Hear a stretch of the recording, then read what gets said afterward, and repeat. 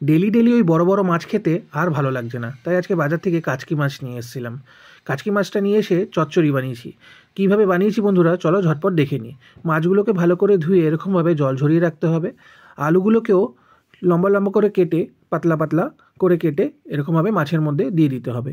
আর এদিকে পেঁয়াজ কুচি, লঙ্কা কুচি আর টমেটো কুচি এর মধ্যে দিয়ে দিতে হবে। দেওয়ার পরে এখানে হলুদ গুঁড়ো, লবণ আর শুকনো লঙ্কার গুঁড়ো দিয়ে দিতে হবে।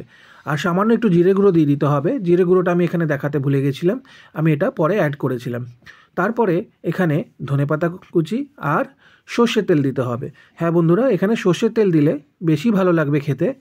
রিফাইন তেল এখানে দিলে অতটা টেস্ট লাগবে না এই চচ্চড়িটা, তাই এখানে সর্ষের তেল দিলেই ভালো হয়। দিয়ে এটাকে ভালো করে হাতের সাহায্যে মাখতে হবে। খুব সুন্দরভাবে এটাকে মাখতে হবে যাতে মাছে নুন তেল ঝাল ভালোভাবে এখানেই মিক্স হয়ে যায়। তারপরে কড়াইতে সামান্য একটু তেল গরম করে এই যে মাখাটা পুরো কড়াইয়ের মধ্যে এখানে দিয়ে দিতে হবে। দিয়ে সামান্য বাটি ধোয়া জল উপর দিয়ে এখানে দিয়ে দিতে হবে যাতে মাছটা এখানে না লেগে যায়। সামান্য জল দিয়ে একটু নাড়াচাড়া দিয়ে এখানে ঢাকনা চাপা দিয়ে দিতে হবে। আর গ্যাসের সিমটাকে একদম কম করে দিতে হবে। এটা পুরো ভাপে ভাপেই তৈরি হবে, এখানে আর নাড়াচাড়ানোর দরকার নেই।